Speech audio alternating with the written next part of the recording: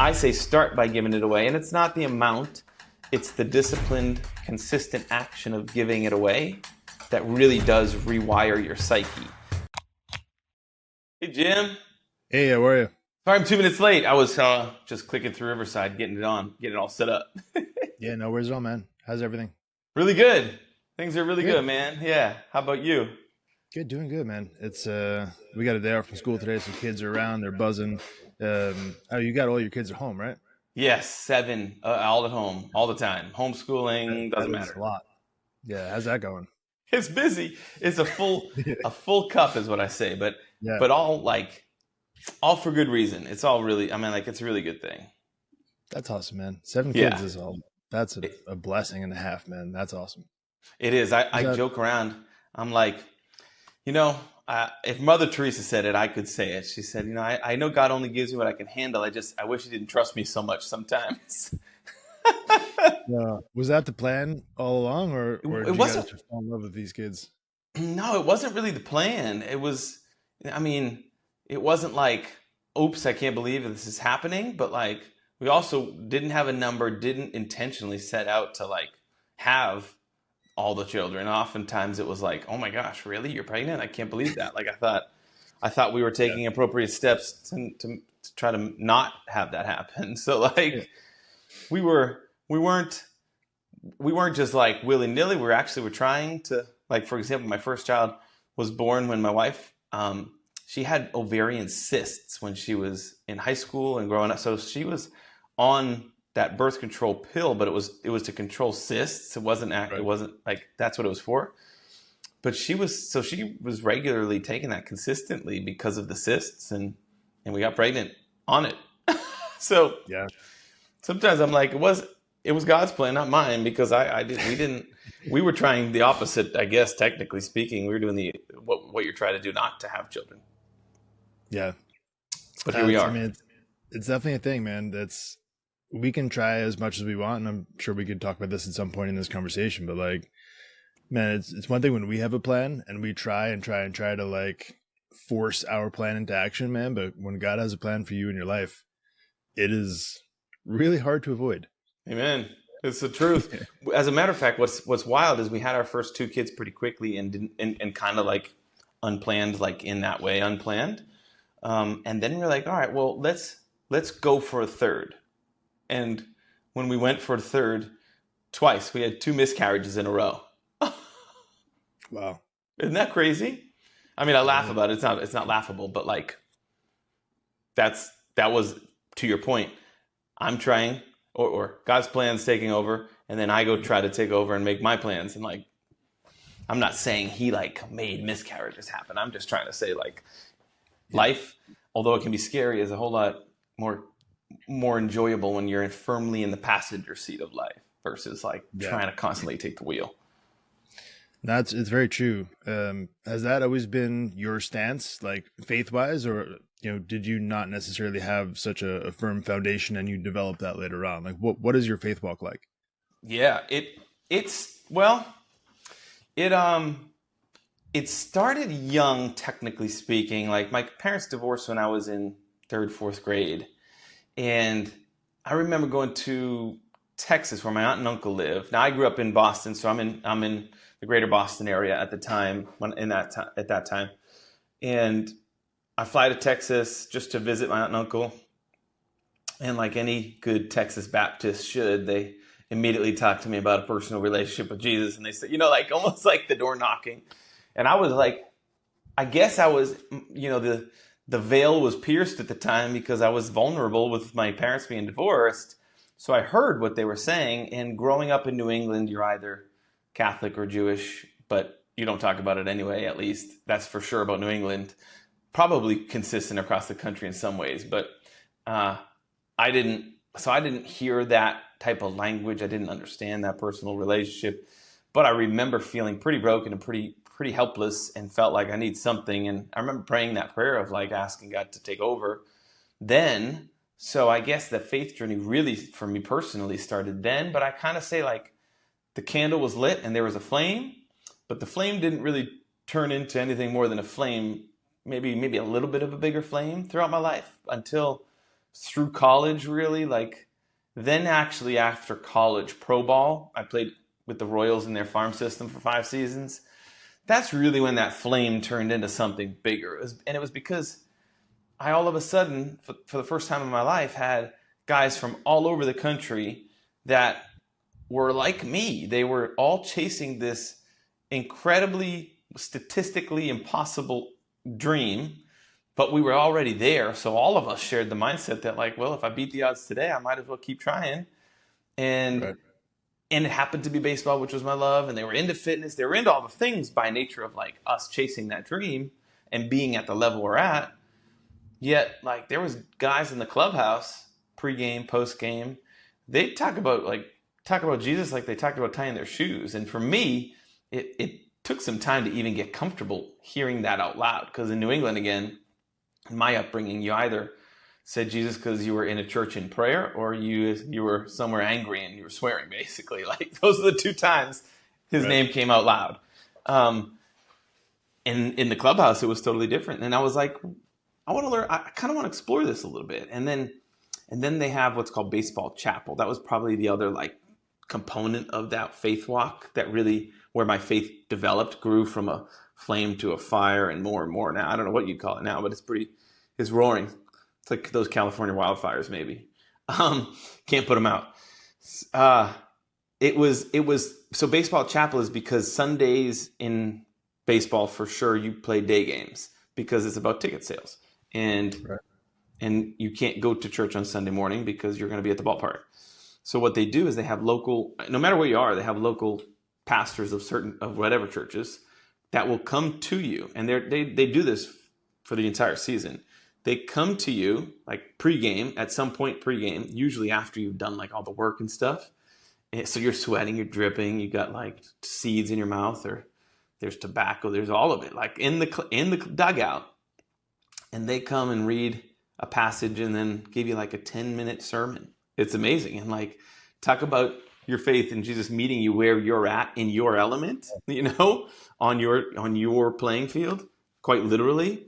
And I just thought that was so cool. Like, that was not my upbringing. That was not an experience I understood. So I was like, if this is what it is, and you guys are walking on this walk, like, and I like you guys, you're not weird. Like, I thought all these Bible thumpers had to be weird, you know?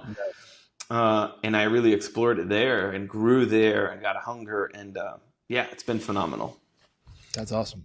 Yeah. And I think you touched on a great point. Like, there's this perception of the khaki wearing, you got your button down, it's very prim and proper. And I think that's really the difference between religion and relationship. And I think that's a very big thing that, most people start out with religion and it's like, hey, like for me growing up, it was like this thing that you were forced to go to on Sunday morning that like, I didn't really know what I was doing. My mother dragged me to church. You sat there, you didn't say a word for an hour. And you knew that like, hey, once they did, peace be with you, you were almost done. And like, that Oh was my the gosh. thing for me, right? Sorry. That rings so true. Yeah, I get it. And I think once you start to really understand the difference between religion versus relationship, it's like really eye-opening that like this doesn't have to be this really uncomfortable, painful, awkward thing. And when you step into it and you're like, dang, this is actually really freaking cool, there's so much good that comes from it once you really make that change. Do you see the same thing? Oh man, it's so good. That's so true. I remember in particular, so two things come to mind as you say that. In particular, church was always a Sunday morning thing until we had twins. So we had twins, numbers 3 and 4. And the day after they were born, my oldest turned 3. So 4 kids in diapers, 3 and under. Technically for a day, it was 4 kids, 2 and under for one day. Wow. But it was 4 kids, 3 and under, basically almost in exactly 3 years. And I said, sorry, I had that on mute. I have that on focus too. I apologize. Yeah, you're good. I don't know why I did that. I have focused on. So I had 4 kids in almost exactly 3 years. And that that season rocked us big time. Like, we were brewing pots of coffee at 9 p.m. to just make it to 1 a.m. so they could give us that 3-hour stretch or 3.5-hour stretch till like, it was between 1 and 2 a.m. and then get us to like 5:30 or so. because then the younger kids started to wake up, and it was like you had to be a parent again to the rest of the children. In a 24-hour period, we were going through like 25 to 30 diapers too. It was just mind blowing. Anyway, in that season, Sunday mornings were a really difficult thing to make a reality. But our church showed up like big time, where we had this meal train. I never heard of a meal train. People just showed up that I didn't know and put food on our doorstep, because like the thought of cooking meals in that season of life was so hard. But like fresh hot meals showing up, people coming in like that I was vaguely familiar with, that were part of that church we just sort of helped plant in the town we were in.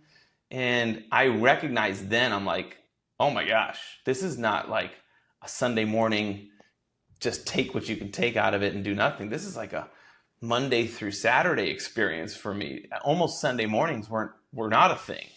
And that's what I realized, like, okay, the relationship piece is an ongoing, consistent community. So the church is a community of service, not like, let me just take what I can take on a Sunday morning and hopefully like be a changed man, Monday through Saturday. And I was at an event where John Maxwell was speaking. John Maxwell, if you're not familiar, is like the leadership OG with 90 plus books written on leadership. He was talking and he's like, my underlying mission in all the things I do with all the leadership I teach, it's all biblical. And I really want to bring people to Jesus, and I want them to meet him. And I want them to make the decisions and let him take over from there. But you know what? All you Christians with all your constructs, you get in the way of this. Most people I speak with, they don't have a problem learning about Jesus as a historic figure and who he was and what he represented. It's everything that you've taught them, that Christians, and how they behave, and the religious constructs that you guys embody, that really get in my way of my mission. And he's making a joke of it. But to your point, there's so much truth in that. Like, people turn their backs on the faith, not because of Jesus and the potential of what he represents and what he means in your life. It's more because like they knew some people that were Christians that like treated them wrong. Yeah. Or they went to church that was like an absolutely not the type of place that they wanted to be in. And like, if that's what this means, I don't want any part of it, So I'm with you, man. Like, the relationship piece is a very different necessary element, as is church. But like, people often just hang their hat on a Sunday morning and be like, yeah, I'm a Christian. That's it. Yeah, that's a good point. I think we see a slightly different version of that too, which, when you were saying that, reminded me so much of this part of it, is where you get into the super judgy version that's like, hey, I'm going to start comparing my sin against yours. And I'm going to say, because I am, the type of Christian who's going to go to church and I'm going to post Bible scripture on my Facebook page, I am in a position now to start casting judgment on what you're doing wrong. And it just is a real turnoff for me. And, those are people that need to see Jesus, not need to see you comparing yourself and saying why you're better because you're doing X, Y, and Z. And these people are not up to your level, so they're not good enough. Right. And it's that version, which I think is actually also pushing people further away. Right. You're not being compassionate with those people. Sure. And, you make the argument of like, hey, where did Jesus flip tables? He did it in the temple, not in the street, right? He didn't do it in the street where there were people who needed the compassion and the mercy. That was when he showed up, quietly had the conversations, like dealt with them in a very direct manner. Mm-hmm. And I think that's what we need more of. We need less people throwing stones and more people catching them. Be like, hey man, I got you. Let me show you some grace and compassion, and be like, all right, cool. Here's how we can do this together. Like, let me show you a different way. And I love, that mindset, how we can start moving forward and helping people to see, hey, there is a better way to do this. It doesn't have to be judgy and critical, right? Because I think, like we said, all of us sin, right? At some point or another, whether we really want to or not, like none of us are perfect, unfortunately. Correct. But for us to stand there and be judging other people and saying, hey, you're bad because you've done X, Y, and Z, is crazy hypocritical, and I think really hurts the overall, community. So good. So true. Churches are not immune to that either. People often look to the church to be like the model, the example, which it should be, but they expect that example to be perfection. And that's a recipe for failure too. If that's the idea, is like, people in my church should not be sinning. They shouldn't be, I don't know, committing adultery and doing all the things. But like, it happens in churches too. Like, it's a body of broken people. That's the truth. That's like what it is. So don't expect everything when you're going to a church to be perfect and exactly how it should be. And everybody's the best person you've ever met in your life and nobody's bad. Like, that's not how it goes. Yeah. But yeah, no, I mean, you're right. And I think that, a lot of times people get these, perceptions of how it's supposed to be. And when it's not that, then you feel like a total failure and you feel like you should be cast out from society and you get pushed further away. So I love when you kind of have these conversations because, I mean, you and I are not, we're not pastors, so that I know. This is not necessarily our profession. Nope. But for two dudes to sit here and have a Christ-filled conversation where we can talk about this, I think is awesome. Especially this is not even really the topic that I think either of us intended to speak on. Not at all. We just started talking. I'm like, man, this is okay. This is an awesome conversation already. This is super. Thank you. But like to the point, I think we need more examples of that where you can show up and have these conversations where people can just feel loved, appreciated, seen, and heard for who they are and where they're at. And then I think, can you raise the standard and encourage them to be the best version that they've been designed to be? Yeah, absolutely. Yeah. But I think, judging them into doing that is not the way. So I love the way that we've, started this conversation off. Really good. That's really good. Yeah. Actually, at that same event, John Maxwell said, guess what? If they don't like you, they're not going to like your God. So why don't you work on being likable first? And that's the truth. Yeah, that is. So let's pivot a little bit back to kind of, I guess your core topic is in the finance realm, right? Yeah. So talk me through this a little bit because I'm going to take a wild guess here, but I'm guessing in the Royals farm system, you're probably not making, Juan Soto numbers.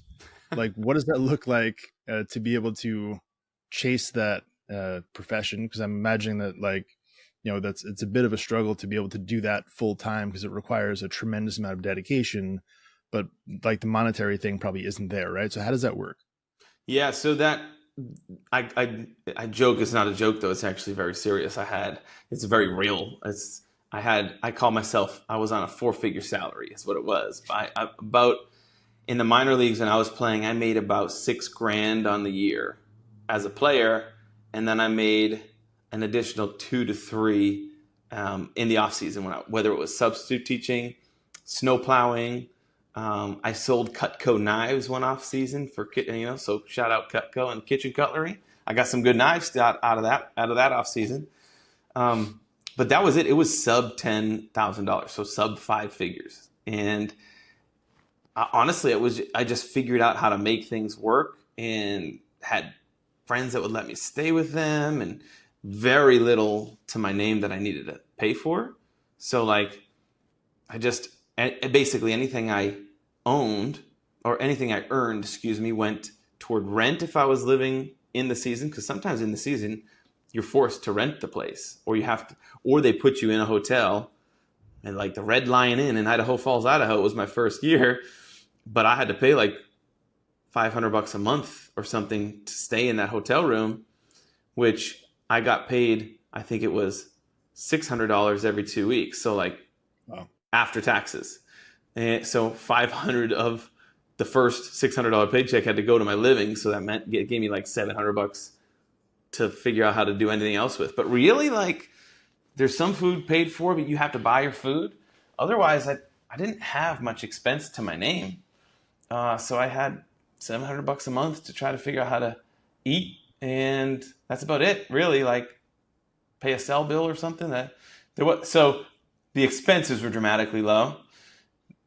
It wasn't easy. There was no saving. There was no like rainy day fund. There's nothing. You burned the boats early on and you said, I'm all in. I'm going to chase this dream. So yeah, they make a little more money now. There was an agreement. There was actually a lawsuit and an agreement to pay them more, but more being, I don't know if I'd call it a living wage. I don't know the exact numbers, but $10 or $20 or $30,000 maybe tops. Not 6, but also not easy to live on. Right. So then how do you transition from that to where you are now? Was that like mostly mindset difference? Like what was the big difference to go from, living on $6,000 a year to where you're at now, supporting your family and doing this full time? Man, it's been a real journey. After baseball. I struggled for a little while trying to figure out like, well, who am I then? Because I, which I think was wrong. I unintentionally and wrongfully wrapped my identity in what I did. I was a baseball player. That was my identity. And then when that's stripped from you, when the Royals called me to say, "Hey, you're released tomorrow," and no longer am I a baseball player. Basically, you're not good enough. Your 20-year dream, because I started when I was 6 years old, ended when I was 26. Imagine that, pursuing a dream for 20 years to not ever realize the dream.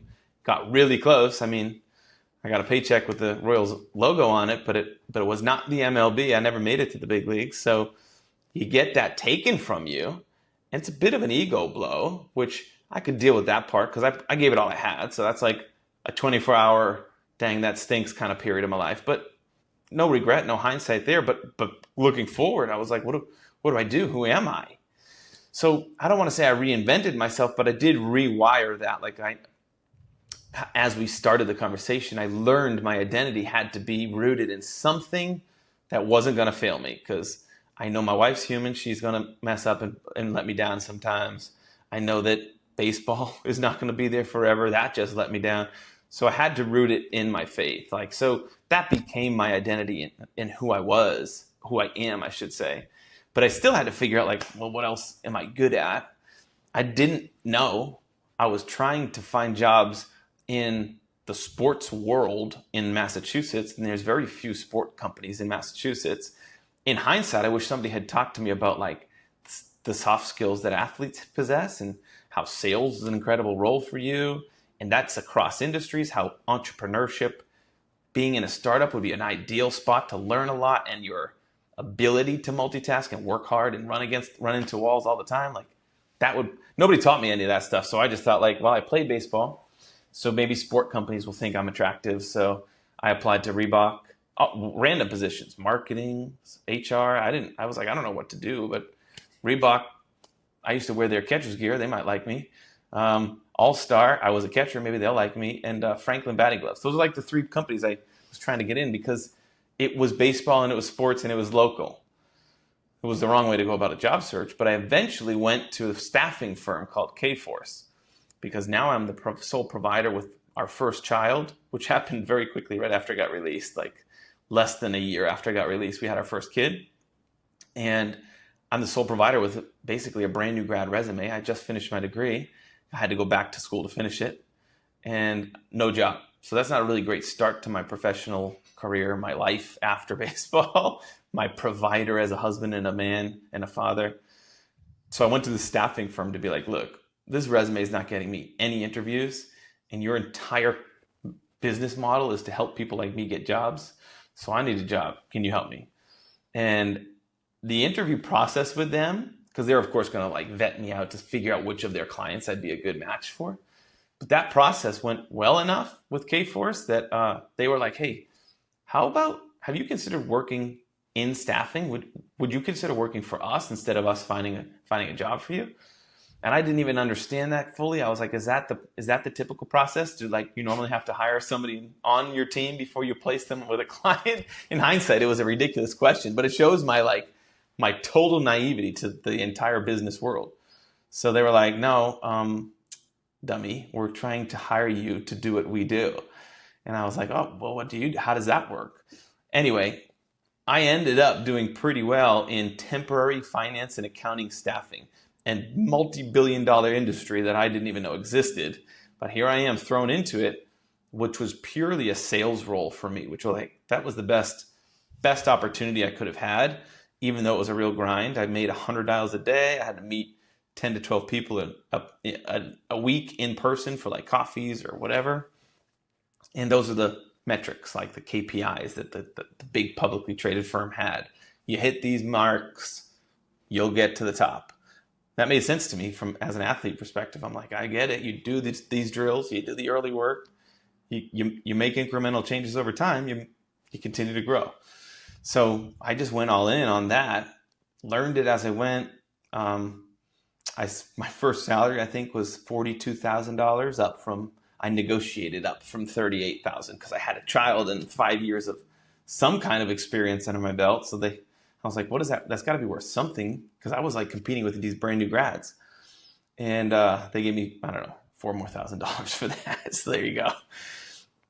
To me, it was a bunch. Yeah. And eventually, like, my sales career took off and I did well. I was able to provide, but I also went from one kid to two to four, apartment to house, one car to two, like, so life, it grew, expenses grew. It wasn't like I was buying yachts and stuff. It's just like, by nature of more mouths to feed, needing bigger space, like that just happened. But I really knew that was not going to be a long-term career for me. I kind of was in the middle of this unhappy marriage in that sales role, where like I found somebody a job, but they really wanted a permanent job. So they were kind of upset. And then I found a hiring manager who needed help, but he or she needed help because somebody just quit on them. So they're kind of aggravated. And I'm like in the middle being like, well, here you go, guys, pay me, like happy working together.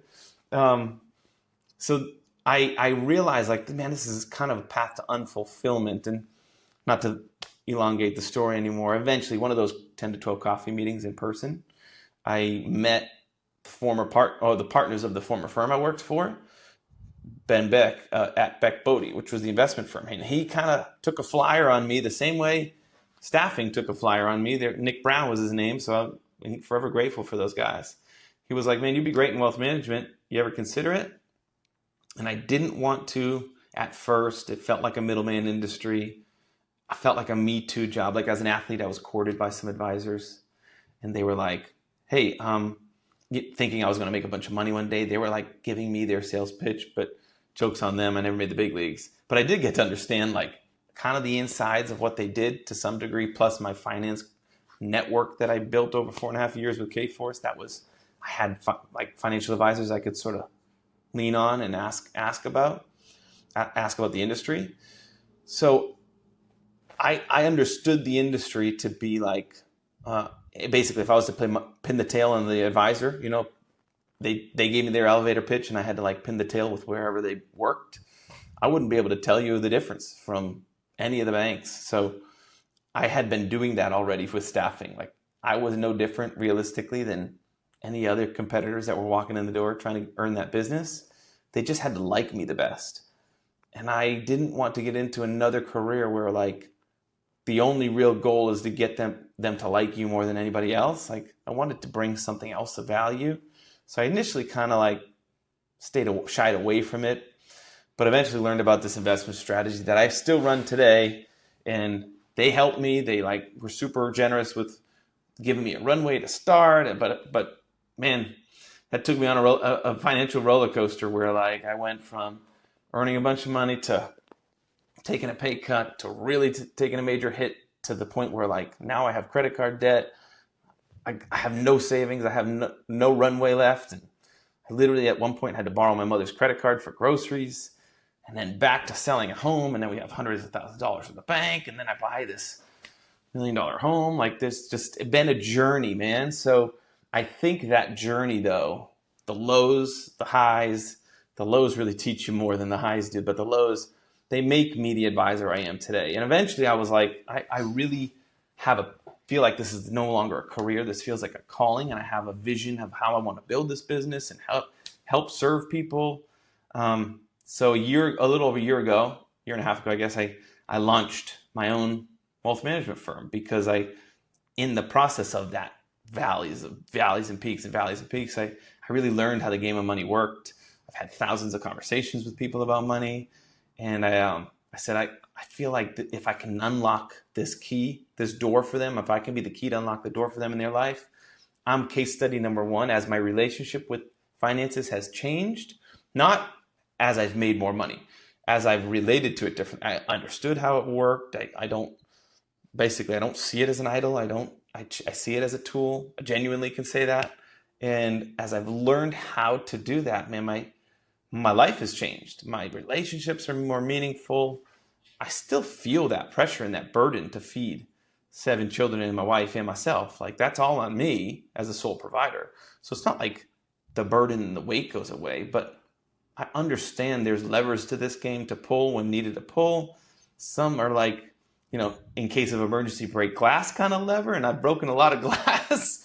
That's had to happen, but I know it, and I'm less afraid of it. I just understand, like, I'm in the game now, and this is the part of the arena that's hard, but like I know how to play it, so I'm in it. I'm not telling you this story from the mountaintop, like I made it through and now I'm on the other side. I'm in it, but it makes me a far more empathetic advisor, especially to growth-oriented people like me that are providing, that feel like they have a unique calling on their life, that they want to do big things and, dare I say, be the best in the world at what they do and change the world.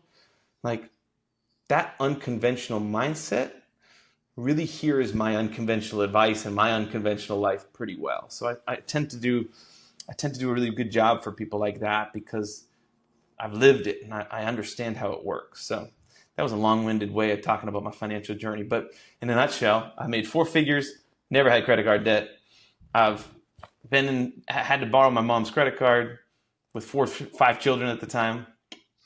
I've sold my home and had hundreds of thousands of dollars in the banks, and there's a lot of different parts of that journey.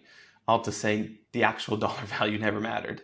It really boils down to that. If I'm going to be honest, if I had to distill it, it's that complete surrender, like we started the conversation with. As I've surrendered my money, my relationship with it has changed, and actually things have gotten a whole lot better.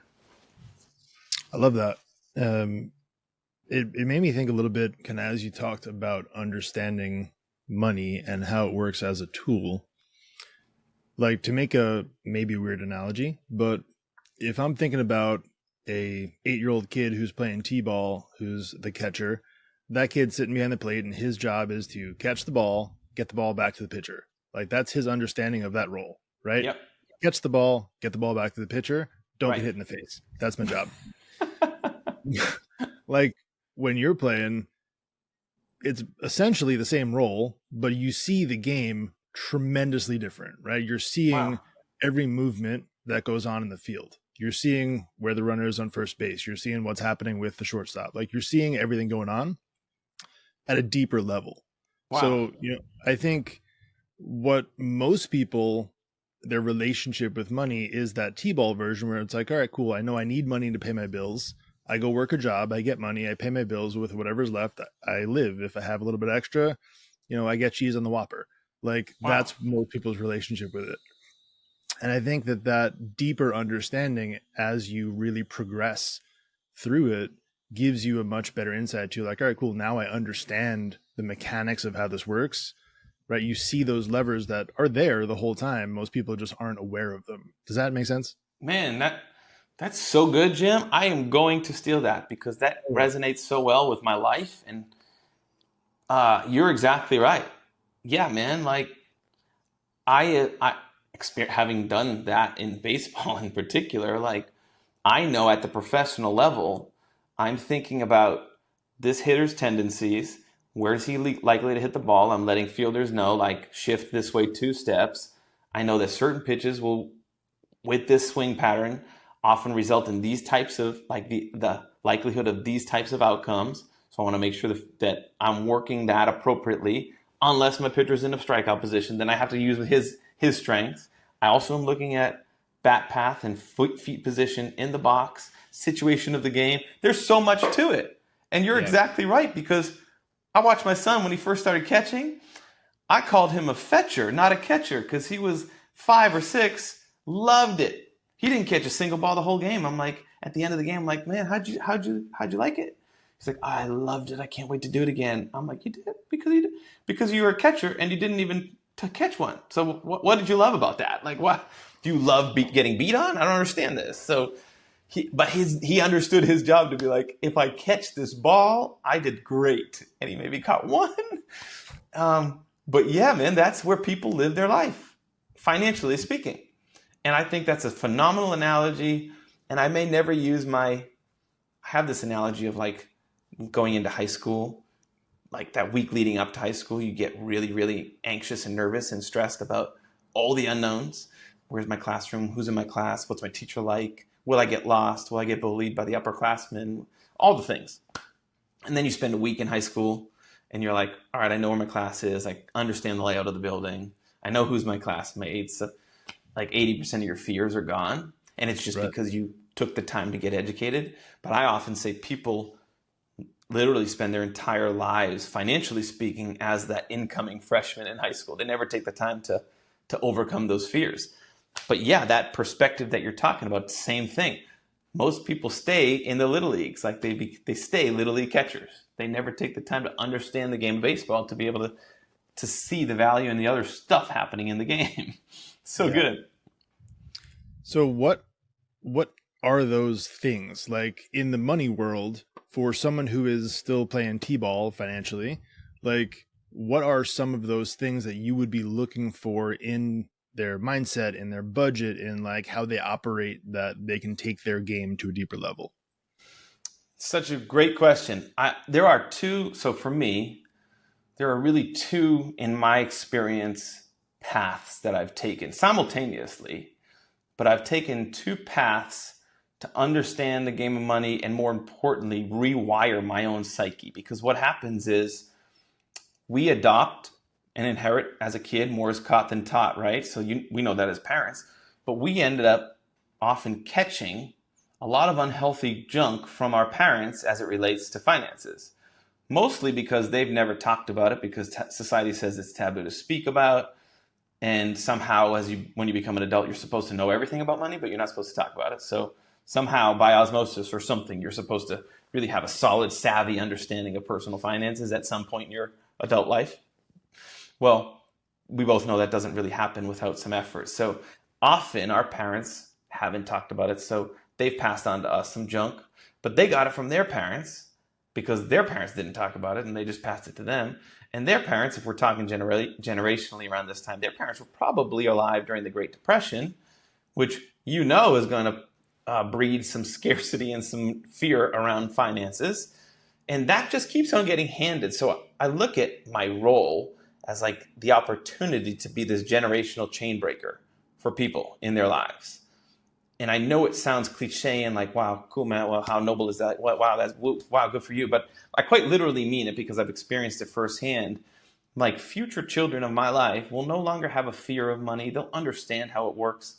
They'll appreciate it for what it is. They won't chase it. Like, that kind of stuff is really important. So I think learning how it works and talking to people about it that you can talk about it with, in the same way like you'd ask people about their fitness journeys, like what diets have you done, what kind of exercises have you done. Try to treat it like that if you're going to ask people about it.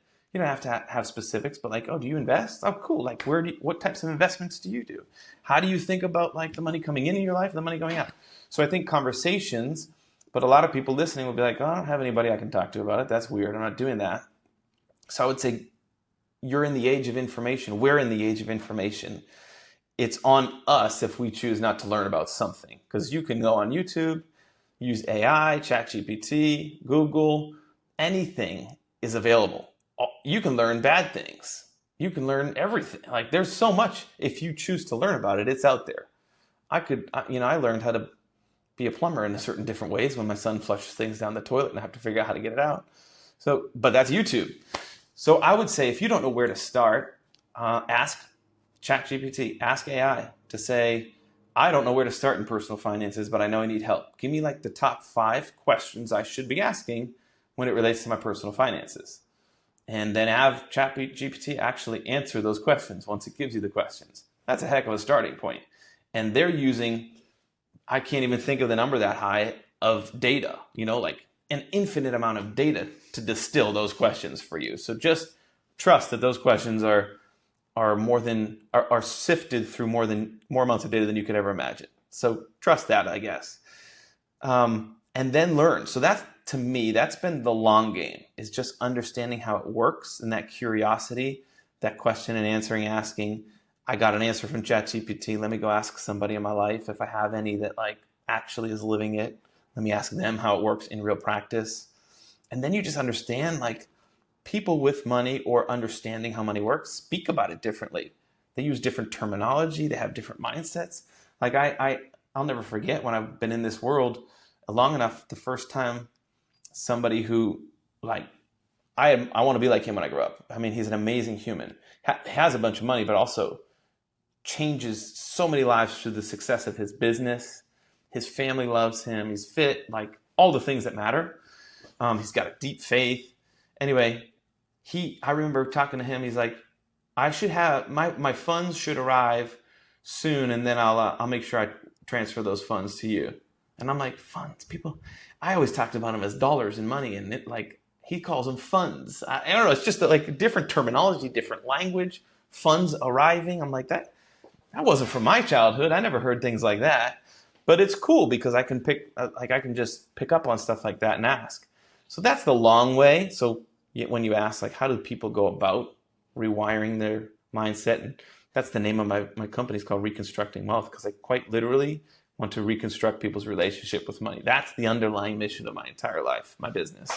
Yeah, the shortcut to that is the shortcut, and the thing that probably has had the biggest impact on me personally as it relates to money is giving it away, which sounds so counterintuitive because you're like, how do you give it away when you don't have enough? And the thing is, you're trying to learn how to get more so you have enough so that you can provide so that you can go give. Like I say, start by giving it away. And it's not the amount, it's the disciplined, consistent action of giving it away that really does rewire your psyche. Psychologically speaking, I've talked to some PhDs in psychology because I was like, I think there's something to this. I've done my homework online, but I know a couple that I can actually ask. And they both agreed that in psychology, it's often stated that there are like two root emotions, and all the other emotions stem from either love or fear. And fear-based emotions, so hoarding money, hate losing money, want to keep it tightly, that's a fear-based relationship when it comes to money. And that's what most of us have to some degree. I'm not saying you sit in the corner with like Santa sacks of cash, but like you probably, if you're honest with yourself, feel a pretty tight grip in certain parts of your financial life that you're like unwilling, or it would take a lot of coaxing to really loosen that grip. So that's a fear-based emotion. Well, giving money or time or talents, like giving that, is a love-based emotion. And when psychologists look at the brain and look at the heart-brain connection and how people operate, they recognize love and fear cannot simultaneously coexist. They can coexist in your life, but not at the same time. So in the act of giving money away, you are indirectly letting go of that fear-based emotion. But what that does over a consistent time period, if you repeatedly do it, is you are rewiring, unintentionally, but you're rewiring your psyche around money, because that thing that used to have its grips on you, that you feared, that you wanted to hoard, you are now intentionally and willingly giving away. And by giving it away, you're like releasing control, the control it has on you, because it can't logically thinking about this. You can't have something that you are freely willing to give that also you want to hoard. It just doesn't work psychologically. Like your brain, it's an incongruency in your brain that it can't compute. So it's kind of like, okay, guys, I guess we're all right with this. Like we can give this stuff away. We don't have to worry so much anymore. And we do that, my wife and I, and a lot of clients that I encourage to do this, we do that by setting up a separate account. We call it a blessing account. In the Christian church, it's a tithe. But we set it up as a separate account so that when we feel called. So what we do is every time we get paid, 10% will go into that account. It's a different bank. It's a different debit card color. Like my kids know it exists. They're involved in the process. They know that we have a blessing account. And they also know that that's used whenever we feel like God's tugging on our heart to use it for people. So it's giving to the church. It's sponsoring foster kids. It's giving large tips to a waiter or waitress that we feel like in the conversation we wanted to offer that. That's the spontaneous part of giving that feels really good. But the disciplined part of giving is like every time I'm paid, that goes to somebody else. That goes to somebody else. Now, it's not the amount. You could put $5 every month, $3.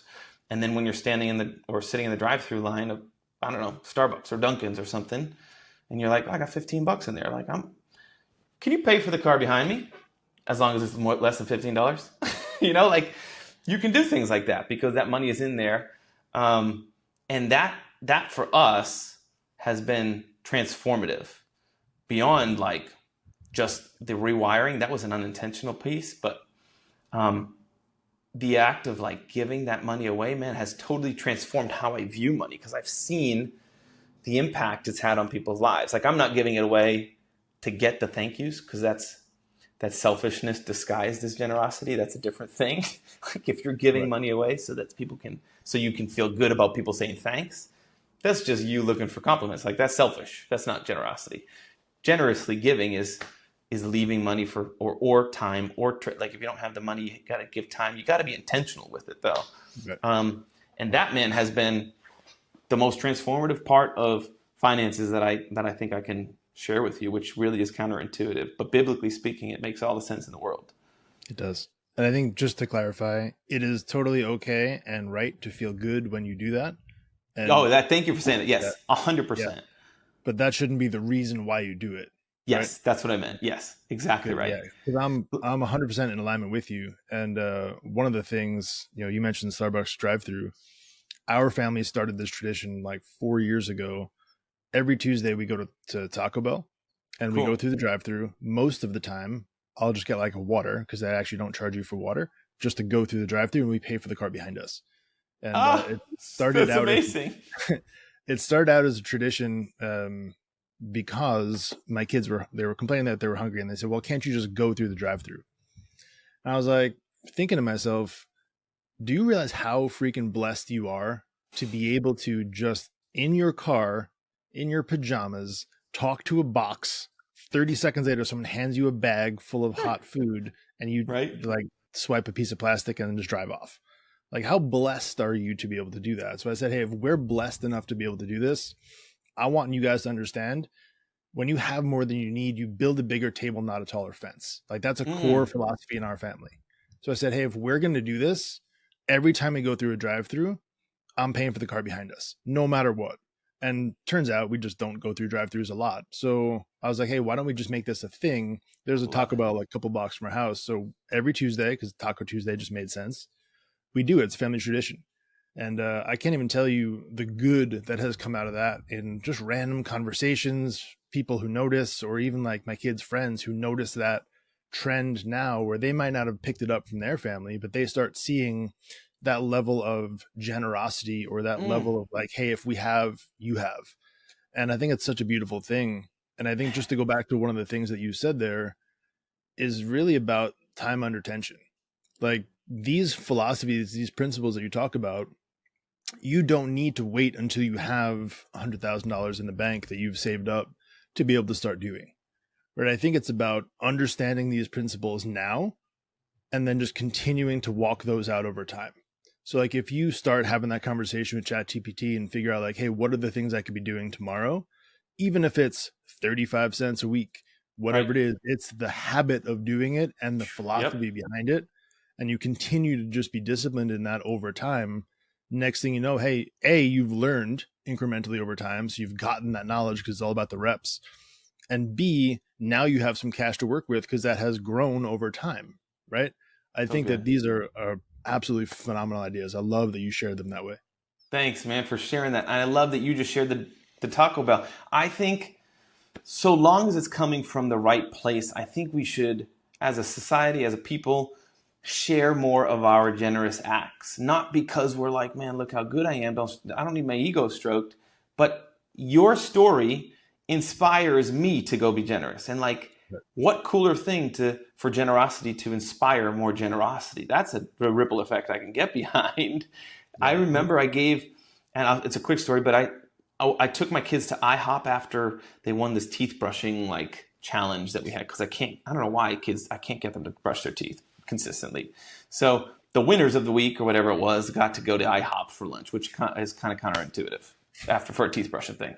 Anyway, we're there. They know about the blessing account. We go through, and they say like, hey, Papa. They call me Papa. Again, I don't know why. That might always started with Dad or Daddy, but my oldest said Papa from day one, and so there I am. They get naming. The first child gets naming rights. So anyway, we're finishing. We're paying the bill. They're like, Papa, let's use the blessing account. Let's tip the waitress really big. She was really sweet. I'm like, all right, guys, let's do it. And it was close to Christmas time. It was around December, and we did double the bill. So basically, like, whatever the bill was, that was also the tip size. and we left because the goal is to like write it and scoot out, not to sit there and like watch. Well, we wrote it, and three of my kids won the award. So three of them, of course, when we're done, we paid. Where everything's over, we're trying to get to the car. I need to pee. Oh, I need to pee too. No, I need to pee. Everybody needs to pee. So now I'm sitting outside. This is not how it's supposed to go down, but it is a cool story. I'm sitting outside the bathroom for like 10 minutes, just waiting for them to finish their pee because they're little and they got to go in the stall and the pants all the way down and like, all the things. And in that time, I see the waitress clear the table, sees the bill, and like looks up, and you could see she was emotionally impacted by it. And she locks eyes with me, and I'm like, oh, shoot. Like, I'm not mad, but I am kind of like, this is not supposed to happen this way. And she just like made a beeline to me and didn't say anything, just like hugged me, big hug immediately. And I was like, oh my gosh. And then like we released the hug and she's crying. And she goes on to share that she just had her purse stolen and it had a lot of her money in it. And it's Christmas time and she's struggling to buy gifts for the people that are matter to her. And this act of generosity not only helped with future gifts, but just inspired her to like that people are good. Like she had really lost in that season just some hope in humanity basically. And she was in a down place, and seeing that and experiencing that generosity firsthand, receiving it, I know she was transformed by it, and she just she couldn't stop talking about that. So that, I mean, it felt amazing. It was so good. But like now she's probably went and did something generous for other people. And my kids actually, of course, were getting out of the bathroom as we're having the talk. And they got to experience firsthand how being generous can transform lives. So like, I think there's so much value to sharing generous acts, so long as the reason for it, like we've talked, your heart posture isn't being like, I want you to hear how amazing of a person I am. Like that's not the goal. But I do think inspiring people to be more generous is like, what better thing can you inspire them to be? Yeah, I agree. You know what I love most about that story? If we can make this whole thing full circle, is how your kids listen to the Holy Spirit tug. Like I think in that moment, and obviously I'm casting this on them, but for one of your kids to get that, you're right, feeling that, hey, we should do this, listen to it, verbalize it, and then you say, yeah, we should do it. Right? Yeah. That's so good. You're right. Yeah. You nailed it, man. So good.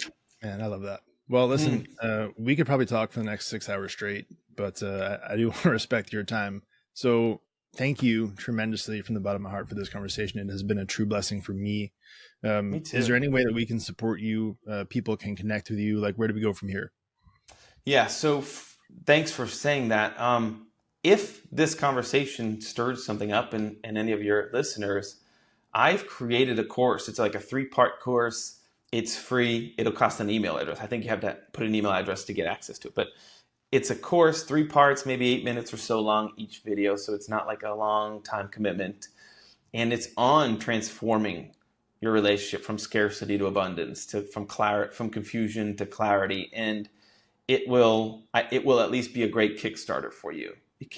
I can't give all the things because a lot of the stuff can be personalized, individualized, but it is a really good primer for what you need.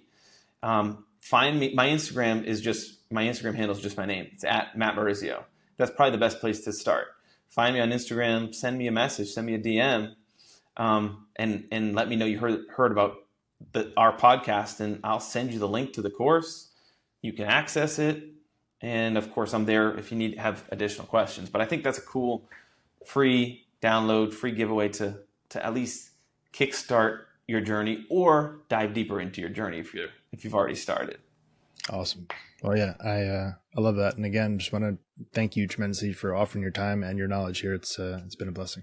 Man, it sure has. And I love your mission, man. Thanks for allowing me to be part of your platform. That no half cake story that you told, it struck a chord, and I think I want to leave with this story if you don't mind. You got 2 more minutes.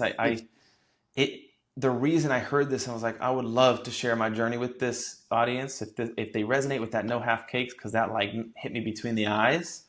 Because what you're doing as a man, as a husband, as a father, provider, you're doing what you think you're supposed to do, and you're working hard to provide for the family that you feel like God gave you and your role as provider.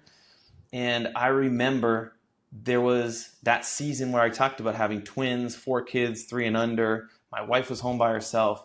I was on the middle of that K-Force finance and accounting staffing grind, which was like a 7 to 7 type thing, if not later or earlier. It was just, that's the design of that world, that job. And it got so tough between my wife and I and what she was doing at home. All the while I'm trying to do the right thing, like out there winning the front stage life, like I'm the provider. And she hit me between the eyes one evening in the kitchen where it was just us, and she's like, I didn't sign up to be a single mom. I'm like, what do you mean? She's like, you're gone all the time. You wake up and go to bed in the same house, in the same bed, and you don't even see our children sometimes. That's not being a dad. That's not being a parent. And that's not what I married you for. So you better figure this out, because I didn't sign up to be a single mom. And I'm like, oh my gosh, I thought I was trying, like, I thought I was, and of course my ego was hurt. I was aggravated. I was working. But it shook me to the core, because I'm like, I'm winning the front stage life, but I'm failing miserably at the backstage part of it. And what's the point of sacrificing my family on the altar of ambition, right? Like, there's no good in that. So that actually kickstarted my journey on, like, I need to be able to earn money when I'm not out actively earning money. I can't trade time for hours the rest of my life, or this is my future. So if I can leave the audience with anything, just identify that. Like, you can work hard and run a marathon in the wrong direction. And life, unfortunately, doesn't reward the hardest worker. Like, otherwise, the world would be full of billionaire laborers, roofers, construction guys, because they work hard. So you have to recognize, like, at some point, you've got to change your mindset and your wiring from hours worked to the money earned, and shift it to adding value. And the bigger the problem you solve, the bigger the paycheck that comes in the door. If you mow lawns for people, that's a small problem, but it is a problem. You're just going to have to mow a lot of lawns to earn a lot of money, and you can make a great living doing it. If you're going to be a brain surgeon, that's a big problem, because the outside of not getting the surgery is death. You're solving a big problem. You can't solve as many of those, but you can get a big paycheck to solve a few of them. And just understand that's how we get paid. That's what I learned, or that's the journey that kickstarted me with my shot between the eyes when my wife said, I didn't sign up to be a single mom. So that's what I want to leave your audience with, man, because what you're doing and what your mission stands for is so meaningful, and it hit home to me. So I couldn't end this podcast without sharing that story, man. Thank you. I love that. Thank you for sharing that. That's awesome. Yeah. Thanks for doing what you're doing. Thanks for the platform you've created. Because of it, man, here I am because of that story. Yeah.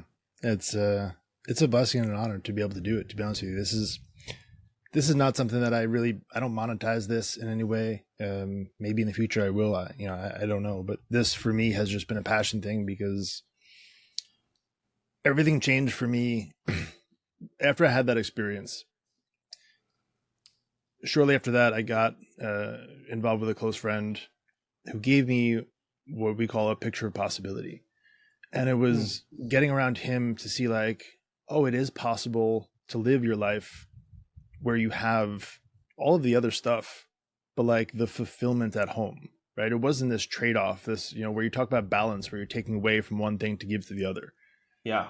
And to see the picture of possibility from him gave me enough, like, confidence in the fact that it was possible for me too. And so the entire reason why I do this is to have conversations with people like yourself who have a story to share, who have an expertise to share, to hopefully give that picture of possibility to one person. Yes. And I don't care if that person is one of us, but like, if one of us walk away from this podcast today and have a slightly better day, if one of us walk out in society and interact with someone and give them just that little glimmer of hope, I think that it was worth it. And to me, man, I feel like if we've been blessed with this day, that there's a reason we're here. And for us to not give anything less than our best, to show up and give freely the gifts that we were given. Like, we were given a lot of lessons, right? And you could look at them as, hey man, you didn't make the major leagues, you failed. I could look at it as, hey, I didn't make this project successful, I failed. But you could also look at it as, like, man, look at all the blessings we did get. Look at all the perspective we got. And we woke up today. So for us to waste those things and not willingly share them with other people isn't right. So, for us to be here to be able to do that, I think, is a gift, and it's a way to say thank you for the gift of being here. Like, to honor that gift that we were given. And I think that's the right thing we can do. That's so good, man. So good. You sure you're not a pastor? You were preaching. That was good. Thank you. Nope. Just a dude. A good dude. I thank you, man. I really it. appreciate you big time. This is such an honor to be on this.